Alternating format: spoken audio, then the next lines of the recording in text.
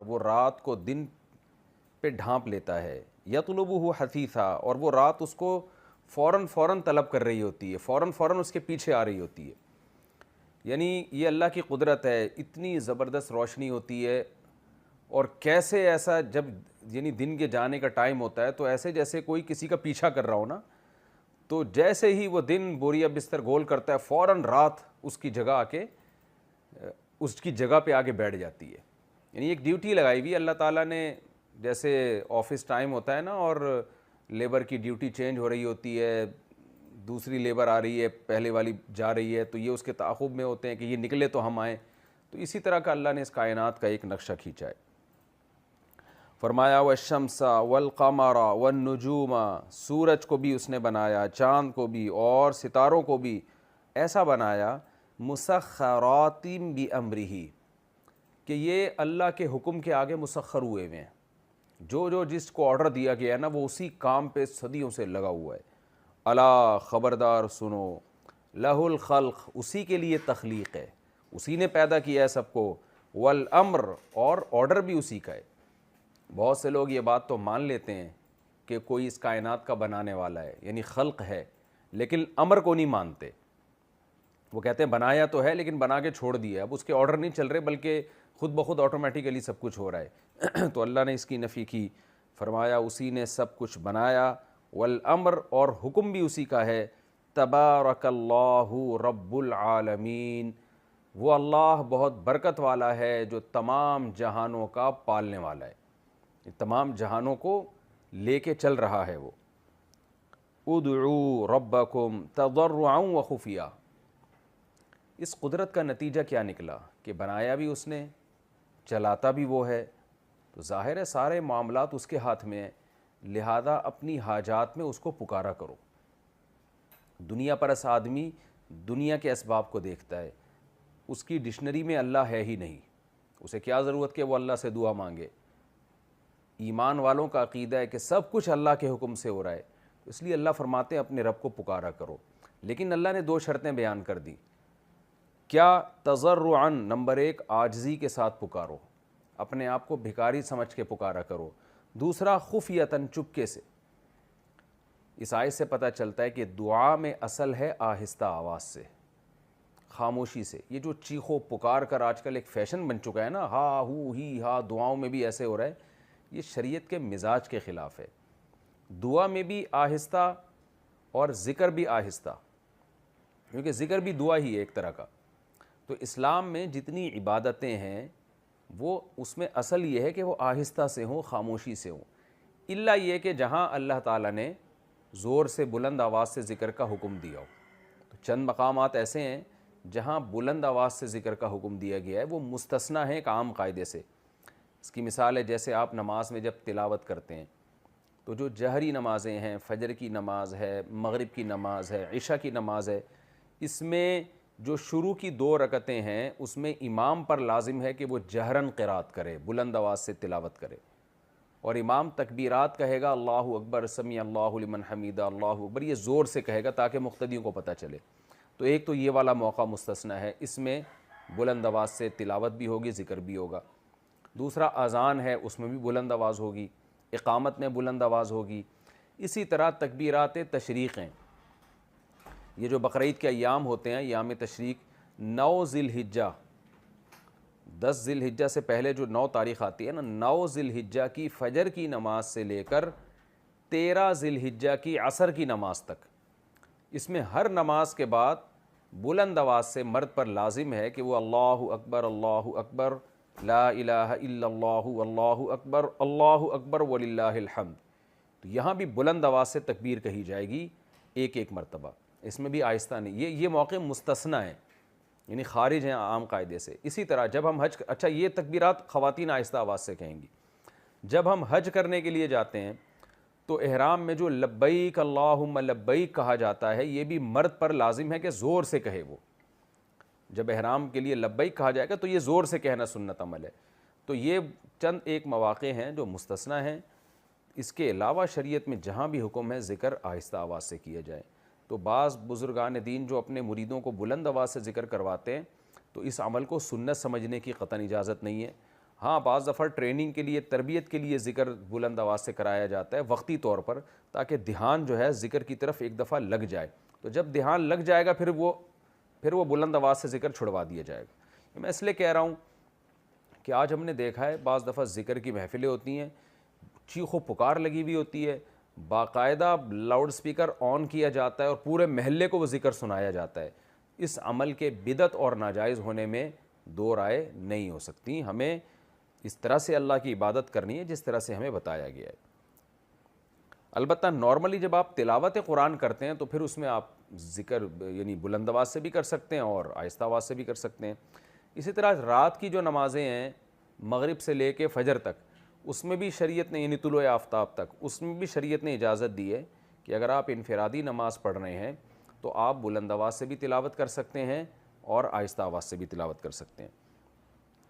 تو اللہ نے فرمایا ادعوا ربکم، اپنے رب کو پکارو، تضرعا عاجزی کے ساتھ، وخفیۃً اور چپکے سے، انہ لا یحب المعتدین، اللہ حد سے تجاوز کرنے والوں کو پسند نہیں کرتا.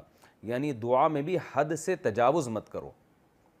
حد سے تجاوز کیسے؟ ایک تو یہی ہے کہ چپکے سے نہیں پکار رہے بلکہ شور شرابہ زیادہ کر رہے ہو. جیسے بعض لوگ نا ایکٹنگ کرتے ہیں دنیا کو دکھانے کے لیے، دعاؤں کے باقاعدہ پروگرام ہو رہے ہیں، اس میں رونے کے مقابلے ہو رہے ہیں. یہ ڈرامے بازی ہے، یہ بھی حد اعتدال سے تجاوز ہے. اور دوسرا تجاوز کیا ہے؟ چیخ و پکار کرنا. تیسرا تجاوز حدیث سے ثابت ہے. حدیث میں آتا ہے کہ، حدیث کا مفہوم بیان کر رہا ہوں جو حدیث سے فقہاء نے اخذ کیا ہے، کہ ایسی دعا مانگنا جو اللہ کے شایان شان نہیں ہے، اس طرح سے مانگنا جو بے ادبی میں آتا ہے، ایسی دعا مانگنا بھی حد اعتدال سے تجاوز ہے.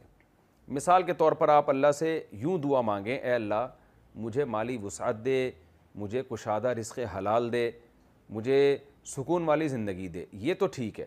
لیکن آپ یہ دعا مانگیں، اے اللہ میں جب صبح اٹھوں تو میرے بٹوے میں 5,000 روپے ڈال دے، اے اللہ میری تنخواہ کم سے کم 3 لاکھ روپے کر دے. یہ جو الفاظ ہیں نا، یہ بے ادبی کے زمرے میں آتے ہیں. اس طرح سے دعا مانگنا، اس طرح ایک روایت میں آتا ہے اس طرح دعا مانگنا، یہ تو ٹھیک ہے، اللہ مجھے جنت الفردوس دے، جنت الفردوس کی اعلیٰ نعمتیں دے. لیکن بعض نے اس طرح دعا مانگی کہ اے اللہ جنت میں مجھے دائیں طرف ایک محل دے دے. اب یہ بھی ایک ادب کے خلاف ہے کہ تمہیں اس سے کیا کرنا ہے، دائیں طرف محل، بائیں طرف محل، سامنے محل، پیچھے. جنت الفردوس مانگو تو سب کچھ مل جائے گا. تو اس طرح کی چیزیں نام لے کے اس طرح مانگنا، یہ بھی ایک ادب کے خلاف ہے. یہ بھی دعا میں حد اعتدال سے تجاوز ہے. بعض لوگ یہ دعا مانگ رہے ہوتے ہیں، نوجوانوں کا تو بڑا مسئلہ ہے، اللہ میری فلاں جگہ لازمی شادی کرا دے. یہ بھی غلط ہے. آپ دعا یوں مانگیں، اللہ تیرے علم میں اگر فلاں جگہ نکاح تیرے علم میں اگر میرے لیے بہتر ہے تو وہاں مقدر کر دے، ورنہ جہاں تیرے علم میں بہتر ہو وہاں مقدر کر، کیونکہ تیرا علم زیادہ ہے، میرا علم کم ہے. تو اس طرح جو ہے نا اسپیسیفک کسی چیز کا نام لے کے اس طرح سے دعا مانگنا جس سے لگے کہ آپ کو آم کھانے سے مطلب نہیں ہے، آپ کو پیڑ گننے سے مطلب ہے، تو یہ طریقہ ٹھیک نہیں ہے. رزق کی دعا مانگی جائے اللہ سے، اسپیسیفک یہ مانگا جائے کہ اللہ فلاں کمپنی میں میری جاب دلا کے اتنی میری تنخواہ کروا دے. تو اس قرآن و سنت سے یہ پتہ چلتا ہے، احادیث سے، کہ اس طرح کی دعائیں مانگنا بھی ادب کے خلاف ہے اور حد اعتدال سے تجاوز ہے. اسی طرح جو چیزیں عقلاً ناممکن ہیں ان کا مانگنا بھی بے ادبی ہے. مثال کے طور پر آپ دعا مانگ رہے ہیں، اللہ میرے جیب میں جو 5,000 روپے پڑے ہوئے ہیں، اے اللہ تو اس کو سونے کا بنا دے، اس کو ڈالر میں تبدیل کر دے، 5,000 ڈالر نوٹوں میں تبدیل کر دے اس کو. تو یہ بھی بدتمیزی کی زمرے میں آتی ہیں یہ چیزیں. تو یہ ہوتا ہے بعض لوگ، اے اللہ اس مٹی کو سونا بنا دے. تو آج مجھے کسی نے کہا کہ میں یہ دعا مانگتا ہوں، مجھے کسی نے خود بتایا کہ میرا یہ دعا معمول ہے کہ اے اللہ تو جو ہے مجھے فلانی جگہ پہ ایک پلاٹ دلوا دے اور اس پہ میرا ایک گھر بنا دے، کچھ اس طرح کے نا لوگ. تو بھائی آپ اللہ سے جو مقصد ہے نا اس کو فوکس کرنا چاہیے. آپ فلاں جگہ پلاٹ کیوں لینا چاہتے ہو، وہ جگہ اچھی ہے، تو آپ یہ دعا مانگو، اللہ میرا گھر کسی اچھی جگہ پر ہو. جیسے حدیث میں آتے ہیں اللہم اغفر لی ذنبی ووسع لی فی داری، میرے گھر میں وسعت پیدا کر دے، تو برکت والا گھر چاہیے مجھے. تو اس طرح کی دعا مانگنی چاہیے. تو یہ بھی حد اعتدال سے تجاوز ہے. تو چیخنا پکارنا، ہاں دیکھیں کبھی انسان جذبات میں آ جائے اور آواز بلند ہو جائے اس کی، وہ ایک الگ چیز ہے. لیکن ہمارے ہاں بعض جگہوں پر مسجدوں پہ ہم نے دیکھا ہے لاؤڈ اسپیکر آن کر کے باقاعدہ پروگرام ہو رہے ہوتے ہیں دعاؤں کے، وہ مقابلے شروع ہو گئے ہیں اس میں. تو اس لیے اس کو بھی دعا کو بھی ایک قسم کا یوں سمجھیں کہ انٹرٹینمنٹ کا ذریعہ بنا لیا گیا ہے.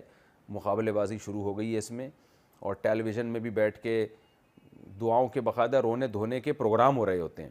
تو ان چیزوں سے اللہ نے منع کیا، عبادت کو عبادت رہنے دیا جائے.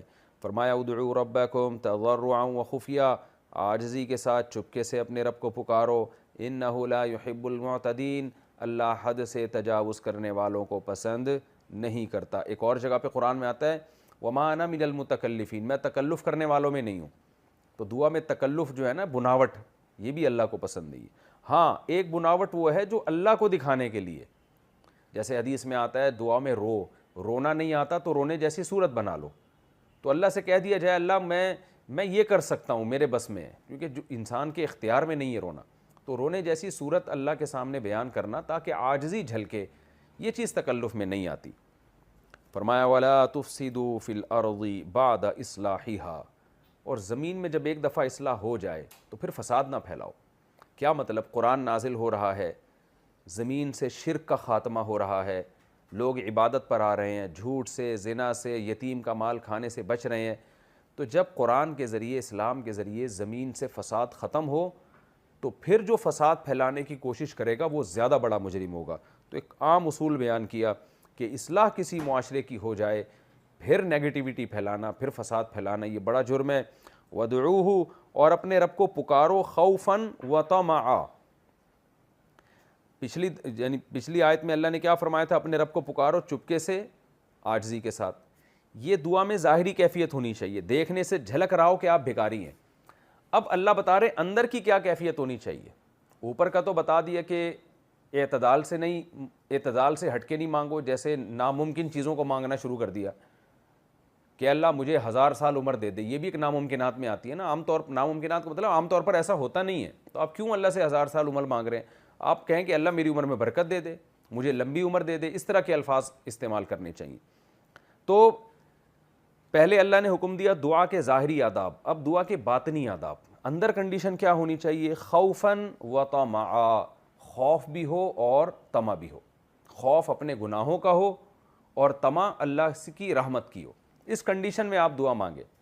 جیسے قرآن کہتا ہے نا کہ سورہ سجدہ میں تتجافى جنوبهم عن المضاجع يدعون ربهم خوفا وطمعا، ہمارے جو نیک بندے ہیں رات کو ان کے پہلو بستر سے جدا ہو جاتے ہیں، وہ اپنے رب کو پکارتے ہیں خوف اور لالچ میں.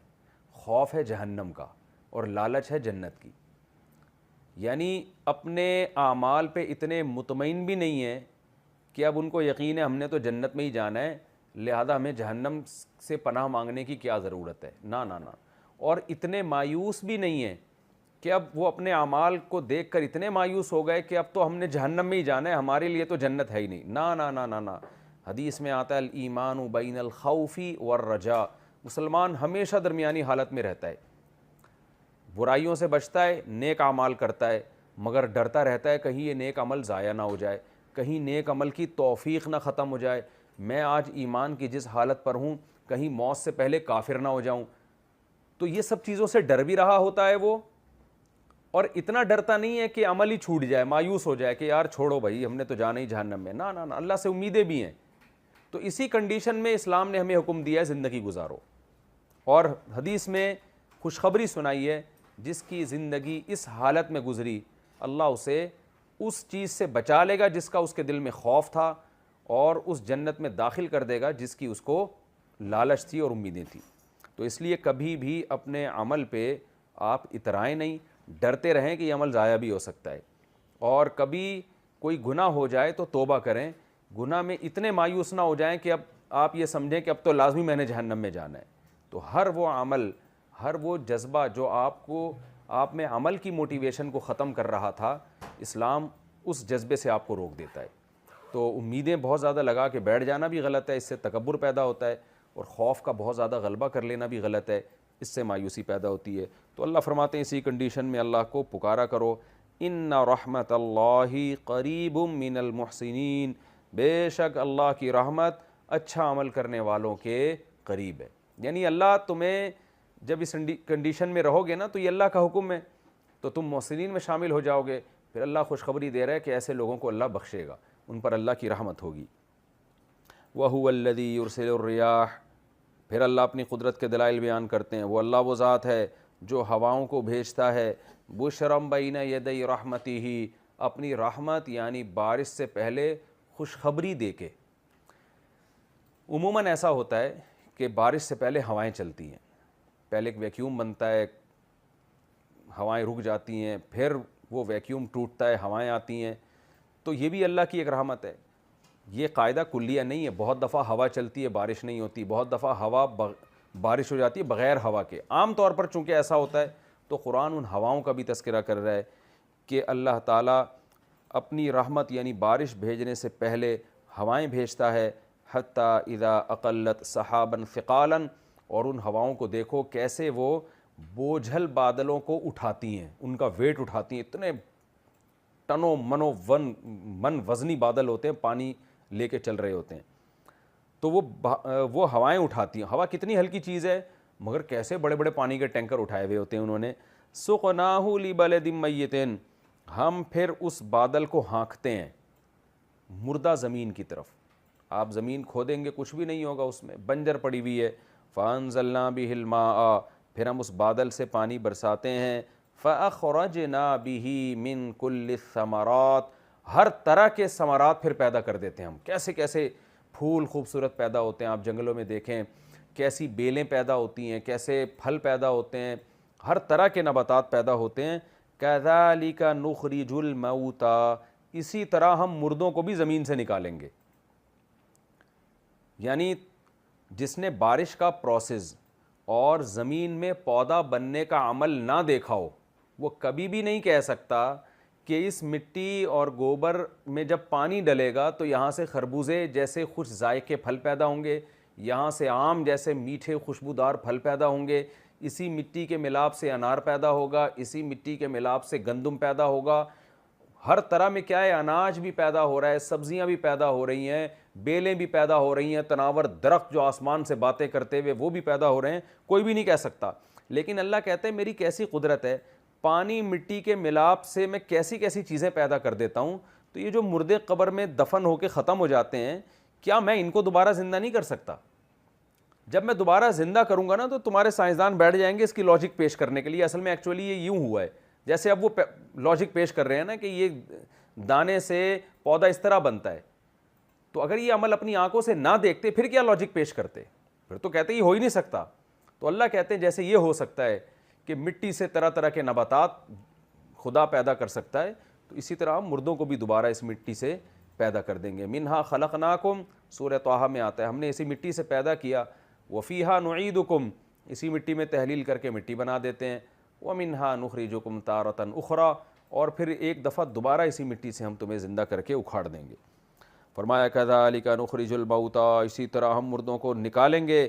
لعلکم تذکرون, شاید تمہیں نصیحت حاصل ہو جائے. یعنی ہم تمہیں یہ باتیں بتاتے ہیں شاید تمہیں نصیحت حاصل ہو جائے, یہ دلائل ہم دیتے ہیں. والبلد الطیب یخرج نباتہ باذن ربی. آگے آیت میں اللہ نے ایک مثال دی ہے کہ دیکھو زمینیں دو طرح کی ہوتی ہیں. ایک زمین ہوتی ہے طیب, مرغوب زمین, پاکیزہ زمین, برکت والی زمین. وہی بارش کا پانی جب اس زمین پہ برستا ہے تو یخرج نباتہ, اس زمین کے نباتات پیدا ہوتے ہیں اللہ کے حکم سے, لہلہانے لگتی ہیں, جنگل کے جنگل آباد ہو جاتے ہیں. لیکن ایک زمین وہ ہوتی ہے والذی خبوثا, جو خبیث ہوتی ہے, بے برکت ہوتی ہے. لا یخرج الا نکیدا, وہ اگتی نہیں ہے, وہ نکلتی نہیں ہے. یعنی زمین نکلنے کا مطلب اس کی پیداوار, الا نکیدا, مگر کچھ کچرا, کچھ بہت تھوڑی پیداوار جو خش و خاشاک اور کانٹے. تو اللہ فرماتے ہیں کذالک نصرف الآیات, اس طرح ہم اپنی آیات کو پھیر پھیر کے بیان کرتے ہیں. لقوم یشکرون, ان لوگوں کے لیے جو اللہ کا شکر ادا کرنا چاہتے ہیں. کیا مطلب؟ یہ دو مثالیں دی گئی ہیں کہ اس میں اشارہ دے دیا اللہ نے, اشارہ یہ دے دیا کہ انسان کی بھی ایسے ہی مثال ہے. یعنی یہ اللہ نے زمین کی دو قسمیں بیان کر کے نا آگے بتایا نہیں کہ میں کس کی مثال دے رہا ہوں, کیوں وہ اتنی واضح مثال ہے. کیا مطلب کہ جیسے زمین میں پانی برستا ہے تو کیا کیا کچھ پیدا ہو جاتا ہے, تو انسان کی مثال بھی ایسے ہی ہے.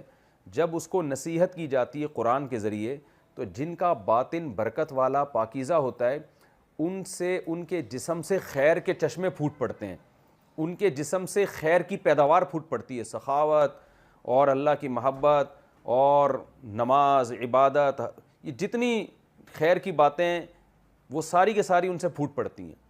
اور جیسے زمین میں بنجر زمین ہوتی ہے، کسی کام کی نہیں ہوتی، اس پہ جتنا مرضی پانی ڈالو تو دو چار خش و خاشاک بس پیدا ہو جائیں گی، تو انسانوں میں بھی اسی طرح ہے کہ بہت سے انسان ہیں جن پر نصیحتوں کی بارش ہوتی ہے مگر ان سے کوئی خیر نہیں پھوٹتی، تو وہ بنجر زمین کی طرح ہیں۔ تو اللہ فرماتے ہیں کذالک نصرف الآیات، اس طرح ہم اپنی آیات کو پھیر پھیر کے بیان کرتے ہیں، مثالوں کو، لقوم یشکرون، ان لوگوں کے لیے جو شکر کرتے ہیں، یعنی جن کے مزاج میں شکر ہے، جو چاہتے ہیں کہ ہمیں ہمارے محسن کا پتہ چلے تو ہم اس کی اطاعت کریں، ہم اس کا شکریہ ادا کریں، اور جو ناشکرے لوگ ہیں ان کو ان آیتوں